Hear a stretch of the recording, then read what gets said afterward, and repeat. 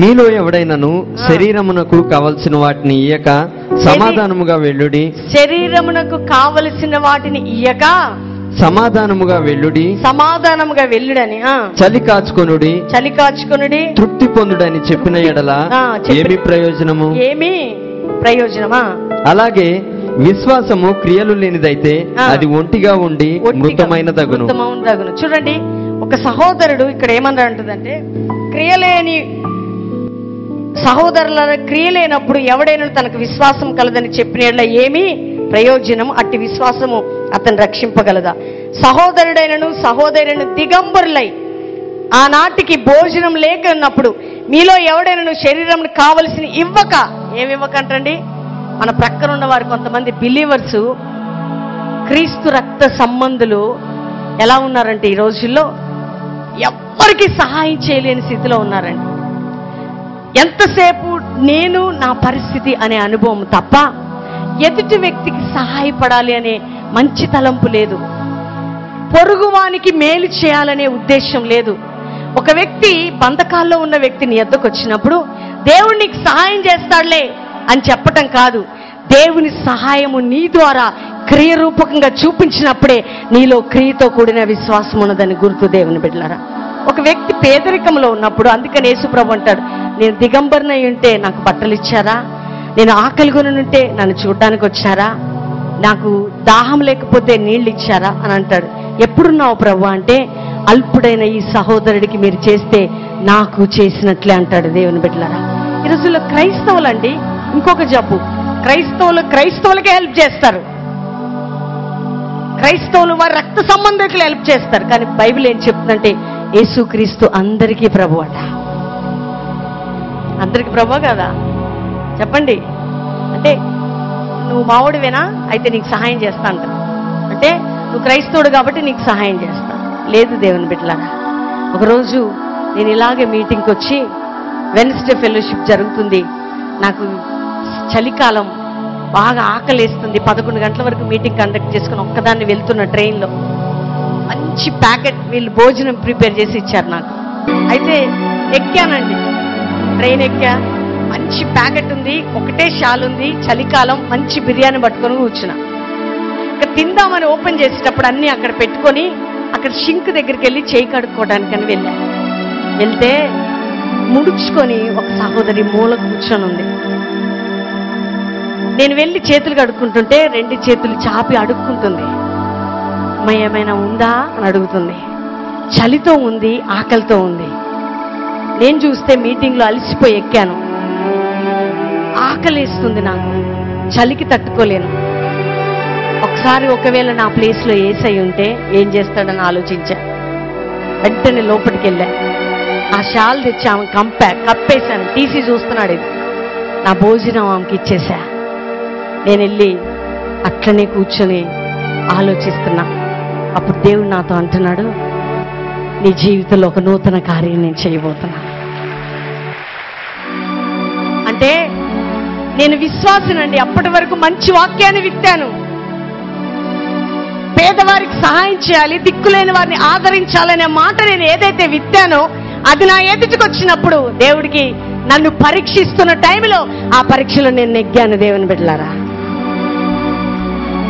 నేను ట్రైన్ దిగేటప్పుడు చూస్తే తృప్తిగా భోజనం చేసి చక్కగా పడుకొని ఉంది ఆ తల్లి మీద చేతులుంచి ప్రార్థన చేసి దిగి వెళ్ళిపోయాను. దేవుని బిడ్డలారా, నా జీవితంలో పరలోక ఆనందాన్ని అనుభవించాను. రియల్లీ ఇది హార్ట్ఫుల్గా చెప్తున్నాను. ఒకరోజు ఇట్లానే దాన్ని డ్యూటీ రీత్యా ఎక్కడికో పంపించారు, వేరే స్టేషన్కి. అక్కడికి వెళ్ళాను, తెల్లవారుజామున 4 o'clock అవుతుంది, మంచి స్పెషల్ డ్యూటీలో వెళ్ళాను. అక్కడ బాత్రూమ్స్ దగ్గర ఒక స్త్రీ నొప్పులు తీస్తుందండి.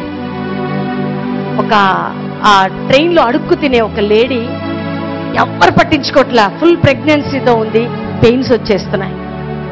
అక్కడ ఉన్న వారందరూ ట్రైన్ దిగి ఆడవాళ్ళు కూడా వెళ్ళిపోతా ఉన్నారు. ఆ పరిస్థితి చూస్తే బాత్రూంలో ఉంది, ఆమెను మోసుకొచ్చే పరిస్థితి కూడా లేదు.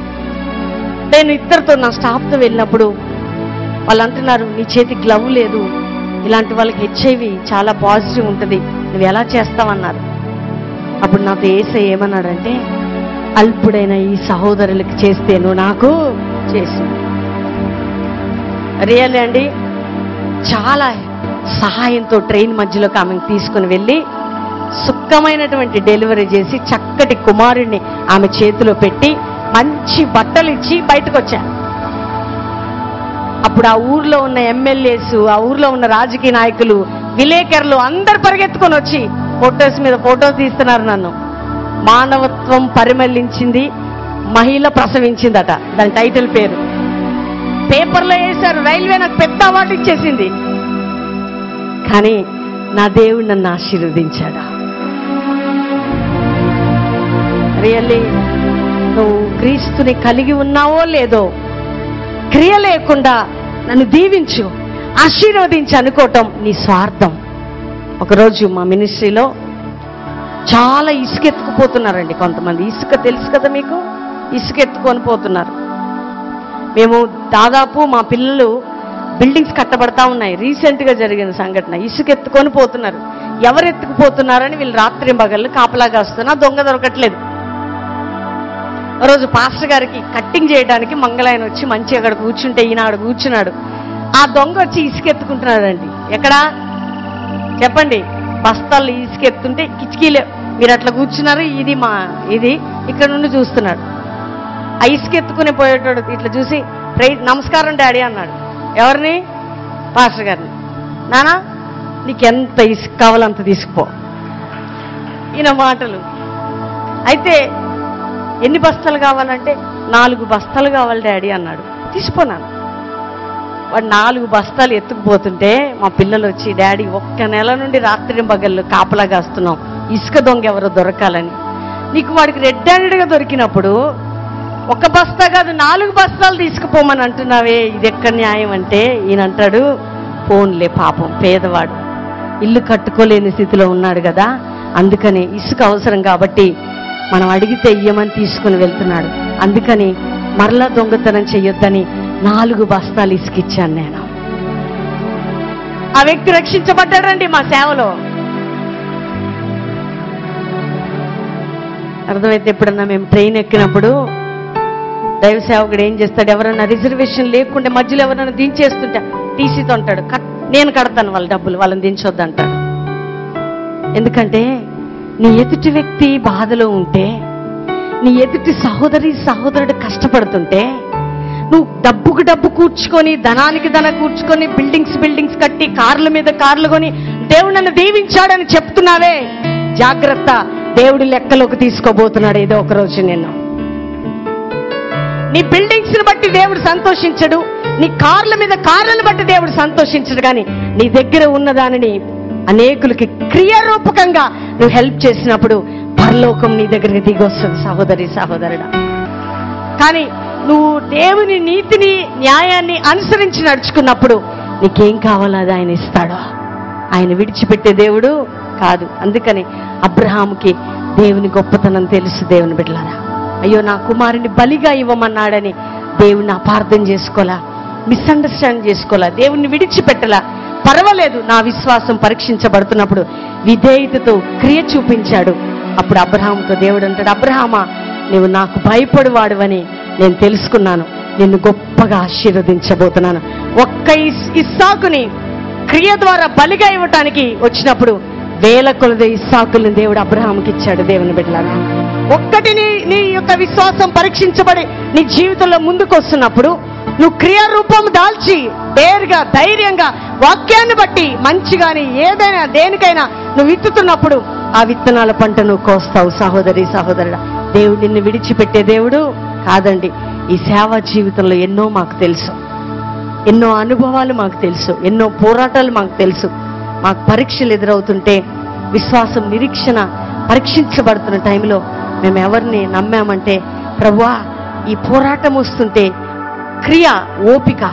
అందుకని ఇక్కడ ఏమంటాడు తెలుసా, యాకోబు రాసిన పత్రికలో, పరీక్ష ఓర్పును పుట్టించునని ఎరిగి. మీ పరీక్షలో ఏముండాలండి చెప్పాలి? ఓర్పు ఉండాలి. ఈ చెంప నీ భర్త కొడితే ఏం చేయాలి నీకమ్మా? ఓర్పు ఉండాల. చెంప కొడతావా? చిన్నప్పటి నుంచి మా ఇంట్లో ఒక మాట అనకుండా పెరిగా అని మీ అన్నకు ఫోన్ చేసుడు, మీ అమ్మకు ఫోన్ చేసుడు, పంచాయతీలు పెట్టుడు, లేకపోతే పోలీస్ స్టేషన్ కంప్లైంట్ ఇచ్చుడు, అనవసరంగా నీ కుటుంబాన్ని చేసుకున్నాడు కాదు, కానీ నువ్వు ఒక విశ్వాసివి, నీ భర్త అన్యుడు, ఆయనకి యేసే గురించి తెలియదు, కానీ నీ ఫెయిత్ శ్రమలు, నిందలు, పరిశోధనలు వస్తున్నప్పుడు నువ్వు పరీక్షించబడుతున్న టైంలో మహానందం అని ఎంచుకొని ప్రభువుని స్తుతించాలి. అంతే తప్ప నీ యొక్క కోపాన్ని, నీ వ్యతిరేకతని ప్రదర్శించినప్పుడు దేవుని కృప నీ మీద నుంచి బయటికి వెళ్ళిపోతుంది. అందుకని రాత్రి నిజంగా నీ మీద దేవుని అభిషేకం కావాలని ఆశపడుతున్నావా? దేవుడు నీ జీవితంలో గొప్ప కార్యాలు చేయాలని ఆశపడుతున్నావా? ఒకసారి మా చర్చిలో ఒక సహోదరుడు కుమారుడికి మంచి ఉద్యోగం వచ్చిందండి, మంచి జాబ్. ఆయన నా దగ్గరకు వచ్చి ఏమన్నాడంటే, అమ్మా మంచి జాబ్ ఇచ్చాడు కదా దేవుడు, థ్యాంక్స్ గివింగ్ మీటింగ్ పెట్టాలి మా ఇంట్లో, అయితే మా ఇంటికి మీరు ఎవరెవరిని పిలవాలి అంటే చర్చిలో కొంచెం మంచి మంచి ఎంప్లాయీస్ పేర్లు చెప్పాడు. ఓకే, మీ ఇంటికి ఎప్పుడు మీటింగ్ కావాలని అడిగాను నేను. పలానా డేట్లో కావాలన్నాడు. అయితే రేపు ఆదివారం నీకు డేట్ ఇస్తాను వెళ్ళయ్యా అన్నాను. సండే వచ్చింది, నేను దేవుని వాక్యం చెప్తున్నాను. అప్పుడు దేవుని వాక్యంలో నుంచి లూకాసు వార్త 14వ అధ్యాయం 12వ వచనం, మరియు ఆయన తన్ను పిలిచిన వానితో ఇట్లా నేను నీవు పగటి విందైనను రాత్రి విందైనను చేయనప్పుడు నీ స్నేహితులనైనను నీ సహోదరులనైనను నీ బంధువులనైనను నీ ధనవంతులనైనను నీ పొరుగువారినైనను పిలువవద్దు. వారు ఒకవేళ నిన్ను మరలా పిలుతురు గనుక నీకు ప్రత్యుపకారము కలుగును. అయితే నీవు విందు చేయనప్పుడు బీదలను, అంగహీనులను, కుంటి వాండ్రను, గ్రుడ్డి వాండ్రను పిలువము. నీకు ప్రత్యుపకారము చేయుటకు వారికేమీ లేదు గనుక నీవు ధన్యుడవగుదు. మీకేమర్థమైందండి? ఏమర్థమైంది మీకు? ఆ రోజు ఆయన ఏమడిగాడు నన్నంటే, ఆ బాబుకి మంచి జాబ్ వచ్చింది కదా, మంచి బిర్యానీ పెట్టాలి మీ అందరికి. ఎవరికట? మాకట, మా సంఘస్థులకట. ఆ సంఘంలో ఉన్న వారికి కొన్ని పేర్లు చెప్పాడు అనమాట. ఓకే, నువ్వు నో ప్రాబ్లం, నేను సండే ఏర్పాటు చేస్తా, నువ్వు పో అన్నా. ఆయనకి ఈ విందు ఇచ్చా నేను. ఈ విందు ఏ విందు?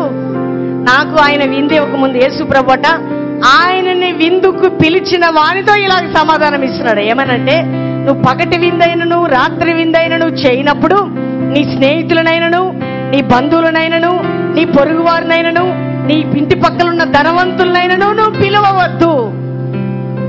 గట్టిగా చెప్పండి. మీరు ఫంక్షన్ హాల్స్ లో బాగా పెళ్లిళ్ళు చేసుకొని బిర్యానీల మీద బిర్యానీలు తినుకుంటా, ఓ పెట్టినోళ్ళకే పెట్టుకుంటా, కడుపు నింపుకుంటా, చాలా వాళ్ళు వచ్చి చాలా బాగుంది ఫుడ్ అనగానే, అప్పుడు వాళ్ళు నిజంగా అన్నారో అబద్ధంగా అన్నారో తెలియదు మీకు, బాగుంది అనగానే మరొకసారి ఇంకొక ఫుడ్ పెడతానంటారు మీరు.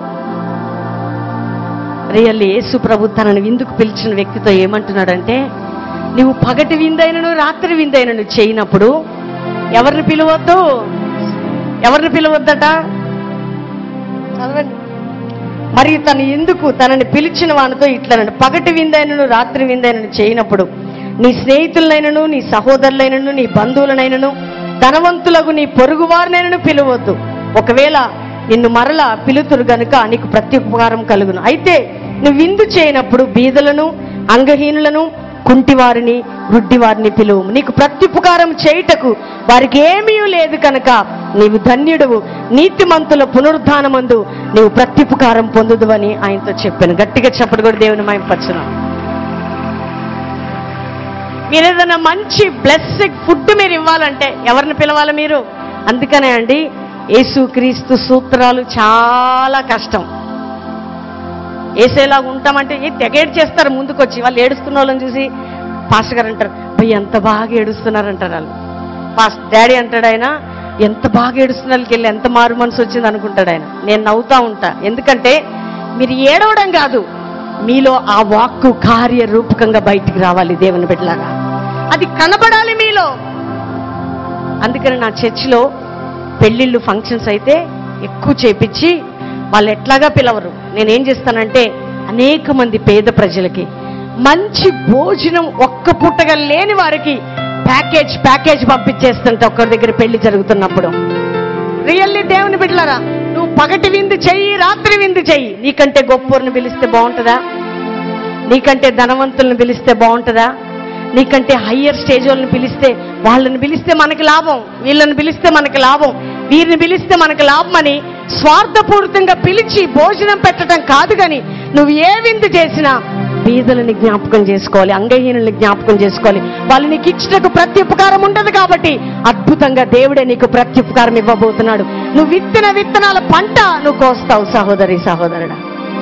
అందుకనే మా మ్యారేజ్ డేస్, మా బర్త్డేస్ అలాంటి కార్యక్రమాలు అయితే మేము అనేక అనాథాశ్రమాలకి, చాలా పేద ప్రజల మధ్యలో ఎంజాయ్ చేస్తుంటాం. ఎందుకంటే వారికి ఒక్క పూట కూడా మంచి భోజనం ఉండదండి.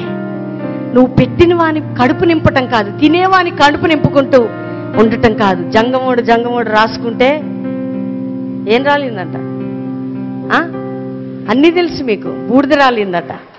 కానీ నువ్వు దేవుని బిడ్డవనే ముద్ర ఏంటంటే బీదలని కనికరించేవాడు, యెహోవాకి అప్పిచ్చేవాడు. దేవుని బిడ్డలారా, వారిని కనికరించండి మీరు, ప్లీజ్. వారికి సహాయం చేయండి, వారిని ప్రేమించండి, వారికి ఇవ్వండి. దేవుడు మిమ్మల్ని ఆశీర్వదిస్తాడు. ఇది క్రియ. నా ఆఫీస్లో కానీ, నా చుట్టుపక్కల ప్రజల్లో కానీ నేను ఇచ్చే ఫీడింగ్ ఇదే అండి. ఎస్పెషల్లీ మా ఫీడింగ్ ఇదే. ఎందుకంటే ధనవంతులు, గొప్పవారు వీరందరికంటే మనం ప్రేమించాల్సింది పేద ప్రజలని, దారిద్రతలు ఉన్న వారిని, దిక్కులేని వారిని. నీ విశ్వాసము ఒక విత్తనం వారి జీవితంలో వేసి, ఎన్నో పెళ్లిళ్ళు చేశానండి నేను నా డబ్బు పెట్టి. కష్టకాలంలో ఒక విత్తనం వేశా. ఎలాంటి విత్తనం అంటే ఉండి చేయలే, లేకుండా చేశా. దేవుడు నన్ను ఆశీర్వదించాడు, దేవుడు నన్ను దీవిస్తాడు అని చేయలే. దేవుని కోసం నా విశ్వాసం క్రియారూపకంగా ఉండాలని చేశాను. దేవుడు నన్ను జ్ఞాపకం చేసుకున్నాడు. నా సొంత డబ్బుతో లోన్స్ పెట్టి అనేకులకు హెల్ప్ చేశా. కానీ మనుషులు మర్చిపోయినా దేవుడు నన్ను మర్చిపోడు. వారు ప్రత్యుపకారం చేయడానికి వారి దగ్గర ఏమీ లేదు, కానీ నాకు ఉపకారం చేసే దేవుడే నన్ను జ్ఞాపకం చేసుకున్నాడు. అందుకని నీకు వాక్యపు వెలుగులో నీ జీవితం ఉంటే నువ్వు ఆశీర్వదించబడతావు. ఏ విందు చేయనప్పుడు అందరు చెప్పండి, ఏ విందు? మధ్యాహ్నం పెళ్లి, రాత్రి పెళ్లి. మధ్యాహ్నం ఫంక్షన్, రాత్రి ఫంక్షన్. ఎవరిని పిలుద్దాం? ఎవరిని పిలుద్దాం?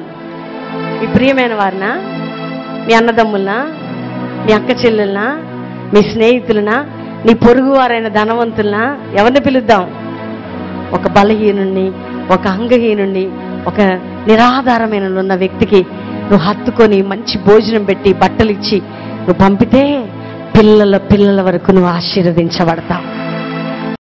ఇక్కడ ఒక సహోదరుడు, నీ బ్రదర్, నీ పేరు విజయ్ అనే సహోదరుడి గ్రౌండ్ లో ఉన్నాడు. నీ కుటుంబంలో సమాధానం లేని స్థితి, రెండవదిగా ఆర్థికమైనటువంటి సమస్యలతో నలిగిపోయిన అనుభవంలో ఉంటున్నావు. ఒకటి, కుటుంబంలో శాంతి లేదు, నెమ్మది లేదు, సమాధానం లేదు. భయంకరమైనటువంటి ఆర్థిక సమస్యలు నీ జీవితంలో ఉన్నాయి. నీ పేరు విజయ్, దేవా నా పేరు పెట్టి పిలువయ్యా అని ప్రార్థన చేస్తున్నావు. పరిశుద్ధాత్మ దేవుడు నిన్ను పిలుస్తున్నాడు. సహోదరుడా, నువ్వెక్కడున్నా పరిగెత్తుకుంటూ ముందుకు వచ్చేసాయి. కుటుంబ సమస్యలతో సహోదరి వాణి, నీ పేరు వాణి, నీకు ఉద్యోగం లేదు, ఆర్థిక సమస్యలు ఉంటున్నాయి. నీ కుటుంబంలో కూడా ఎటువంటి సమాధానం లేని స్థితి, నెమ్మది లేని స్థితిలో ఉన్నావు. భయంకరమైన పోరాటాన్ని అనుభవిస్తున్నావు. యేసయ్యా నన్ను పిలువయ్యా, నా దుఃఖము వేదన తొలగించి ప్రభా అని ప్రార్థన చేస్తున్నావు. నువ్వెక్కడున్నా పరిగెత్తుకుంటూ వచ్చేసే, నీ జీవితంలో అద్భుతం జరగబోతుంది. వాణి అనే సహోదరి, ఈరోజు నువ్వు ఈ స్థలంలో ఉన్నావు. దేవుని జీవితంలో అద్భుతం చేయబోతున్నాడు. ఇక్కడ ఒక సహోదరి ఉంది, నువ్వు భర్తను పోగొట్టుకున్న స్థితిలో ఉన్నావు. కానీ నీ మీద చాలా బ్లేమ్స్ వస్తున్నాయి, నిందలు. ప్రజలు నీ మీద నిందలు మోపుతున్నారు. చాలా వేదంతో, కన్నీటితో ఉన్నావు. భర్తని పోగొట్టుకున్న స్థితిలో ఉన్నావు. నీకెవరి ఆదరణ, సంతోషం లేదు. ఇవి లేకపోగా ప్రజలు నీ మీద నిందిస్తున్నారు, అవమానిస్తున్నారు. అవి తట్టుకోలేక చనిపోతే బాగుండేమో ఆలోచన కూడా నీకు కలుగుతుంది. కానీ నీ జీవితంలో దేవుడు అద్భుతం చేయాలని ఆశపడుతూ నువ్వెక్కడున్నా రా తల్లి, ప్రభు నిన్ను తాకబోతున్నాడు. నీ కుటుంబంలో శాంతిని, నెమ్మదిని, సమాధానాన్ని, ఎక్కడ నింద అవమానం అనుభవించావో అక్కడే దేవుడు నిన్ను ఆశీర్వదించాలని ఆశపడుతున్నాడు. ఇక్కడ మరొక సహోదరుడు ఉంటున్నాడు. సహోదరుడు, నీ కుటుంబంలో భార్య భర్తలు ఇద్దరు ఒకే కుటుంబంగా జీవిస్తున్నారు. కానీ మీ హృదయాలు వేరుగా ఉన్నాయి, మీ మనసులన్నీ వేరుగా ఉన్నాయి. మీ కుటుంబంలో శాంతి సమాధానం లేదు, మా కుటుంబం విడిపోతే బాగుంటుంది, ఎందుకు ఈ కుటుంబం కట్టబడ్డం అనేటువంటి ఆలోచనతో భార్య భర్తలు ఇద్దరు కూడా ఇక్కడ ఉన్నారు. భార్య భర్తలు ఇద్దరున్నారు, మీరిద్దరు కూడా వచ్చి నిలబడండి. అంతే, ప్రభు మీ కుటుంబంలో అద్భుతం చేయబోతున్నాడు. సహోదరుడు యవ్వన కుమారుడు శ్రీకాంత్ అనే యవ్వన బిడ్డ ఇక్కడ ఉన్నాడు. నీవు రెండు ఆలోచనలున్నావు. దేవుని సేవ పిలుపు నీకుంది. ఎక్కడున్నా నువ్వు పరిగెత్తుకుంటూ ముందుకు వచ్చేసాయి. ఈ రోజు నీ జీవితంలో దేవుడు అద్భుతం చేయబోతున్నాడు. ఎన్ని సంవత్సరాలు? 8 సంవత్సరాలు. ఏ విధంగా పీడిస్తున్నావేమి? బిడ్డలు లేకుండా, గర్భం లేకుండా. గర్భాన్ని మూసింది నువ్వేనా? ఇక్కడ ఎవరున్నారో చెప్పు అందరికి. ఈమె గర్భం తెరవబడుతుందో లేదో చెప్పు. ఇప్పుడు ఏసే గర్భాన్ని తెరుస్తున్నాడో లేదో చెప్పు. చెప్పు. తెరిచాడు. గట్టిగా చెప్పలు కూడా దేవుని మహిమపరుస్తాడు. కాళ్ళల్లో నుంచి మోకాళ్ళు, కడుపులో ఉన్న పవర్, కడుపులో నుండి ఛాతిలో నుంచి తల, లెఫ్ట్ హ్యాండ్ రైట్ హ్యాండ్ చూపుడు వేళ్ళ నుంచి బయటికి వెళ్ళిపో వెళ్ళిపో వెళ్ళిపో వెళ్ళిపో. జీసస్. ఇక్కడ ఎవరున్నారు చెప్పు. వెళ్ళిపో. ఇది ఎవరి రక్తం? Praise lord. కాలిపో. ఈమెను విడిచిపెట్టే. కాళ్ళల్లో, మోకాళ్ళల్లో, కడుపులో, ఛాతిలో, తల, లెఫ్ట్ హ్యాండ్ రైట్ హ్యాండ్ చూపుడు వేళ్ళ నుంచి విడుదల విడుదల విడుదల. వెళ్ళి. నా పేరు విజయ్ అమ్మ. దేవుడు నా పేరు పెట్టి పిలిచింది ఈరోజు.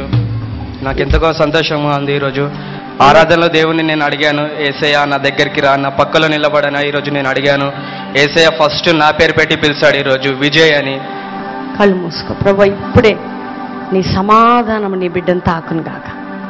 నా పేరు శ్రీకాంత్ మేడం. మీ ఇందాక మీరు పిలిచారు కదా, అసలు నాకు స్టేజ్ పైకి రావాలంటేనే చాలా భయం, మాట్లాడాలంటే చాలా భయం. కానీ నువ్వు పిలిచినప్పుడు పరిగెత్తుకొని వచ్చేసాను మేడం. Thank you. దేవుడు నిన్ను ఎన్నుకుంటున్నాడండి అమ్మా. భవిష్యత్తులో దేవుడు నిన్ను వాడుకోవాలనుకుంటున్నాడు. Thank you. నీ జీవితాన్ని ఏసైకి సమర్పించుకుంటావు. అందరు మీ కుడి చేయి పైకెత్తండి. ఎవ్వన బిడ్డ. హోలీ స్పిరిట్ గొప్పవాడవుని గాక.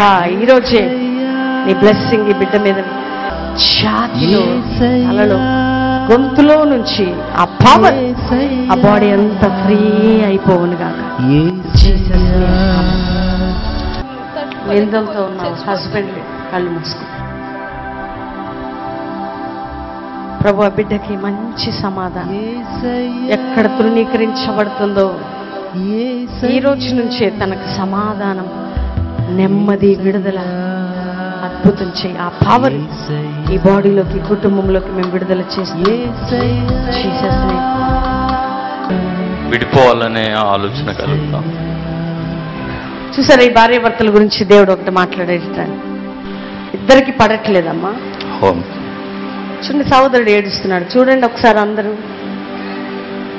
ఎందుకంటే ఇద్దరికి ఏ విషయంలో సమాధానం లేదు. ఇద్దరు విడిపోవాలనుకుంటున్నారు. ఈ మీటింగ్కి వచ్చారు. దేవుడు మిమ్మల్ని పిలిచాడు.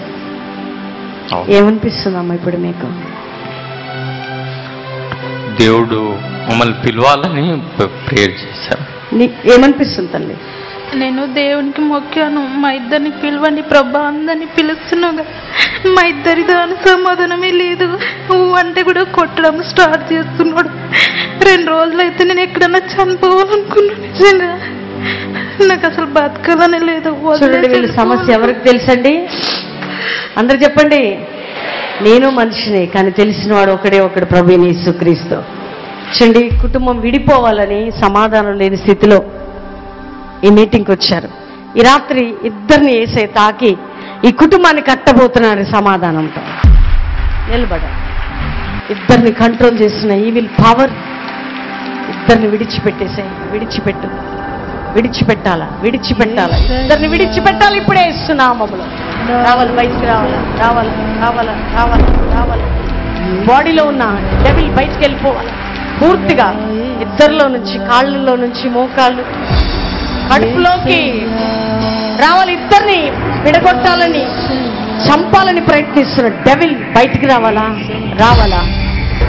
ఇద్దరిలో నుంచి బయటికి రావాలి.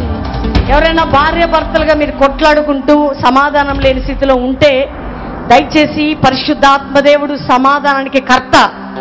అపవాది ఏ కుటుంబంలో ఉంటుందో ఆ గృహంలో సమాధానం ఉండదు. దేవుని బిడ్డలారా, చూడండి, ఇద్దరిని డెవిల్ వారిద్దరి కుటుంబాన్ని పాడు చేయాలని పీడిస్తున్న టైంలో పరిశుద్ధాత్మ దేవుడు జోక్యం చేసుకున్నాడు. కాళ్ళల్లో నుంచి పైకి రా, మోకాళ్ళలో నుంచి ఇద్దరికి కూడా కడుపులోకి రావాలా, కడుపులోకి రా, బయటికి రా, కడుపులో నుండి ఛాతిలోకి, ఛాతిలో నుంచి గొంతులోకి, తలలోకి, ఇద్దరు లెఫ్ట్ హ్యాండ్ నుంచి రైట్ హ్యాండ్ చూపుడు వేళ్ళ నుంచి బయటికి వెళ్ళిపోవాలా, వెళ్ళిపోవాలా, వెళ్ళిపోవాలా, వెళ్ళిపోవాలా.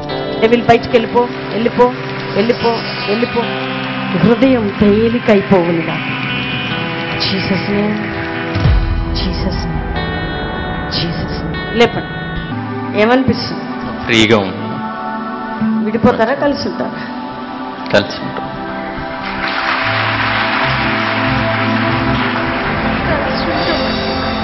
కలిసి ఉంటాము అమ్మా, కలిసి ఉంటాం, ఇద్దరు కలిసి ఉంటారు. నీకు సమాధానం అనిపిస్తుందా? నీకు తృప్తి అనిపిస్తుందా? చూడండి, మిమ్మల్ని ఇద్దరిని ఏసై ప్రేమిస్తున్నాడు. మీ కుటుంబాన్ని ఏసై కట్టాడు. నీకు నీ భార్య మీద కోపం వస్తే కొట్టొద్దు, కానీ నీ కోపాన్ని కంట్రోల్ చేసి దేవునికి ప్రార్థన చేయాలి. నువ్వు కొడితే ఏమొస్తుందా?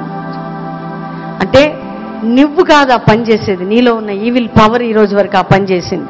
కాబట్టి ఈరోజు ప్రభు మీరు తప్పు చేస్తున్నారన్నాడా? కాదు, మిమ్మల్ని ప్రేమించి స్టేజ్ మీద చూడండి, ఎన్నో వేల మంది ప్రజలు ఉన్నారు. ఈరోజు మిమ్మల్ని పిలిచాడంటే మీ ఇద్దరి మీద యేసేకి ఎంత ప్రేమ ఉంది, ఉందా లేదా? కాబట్టి మీరు ఎవరి కోసం కలిసి ఉంటారు? పిల్లలు ఉన్నారా? 3 years అయింది, పిల్లలు లేరు. పిల్లలు లేరు, అది మీ ప్రాబ్లం. కాబట్టి ఈ గర్భాన్ని కూడా దేవుడు తెరవబోతున్నాడు.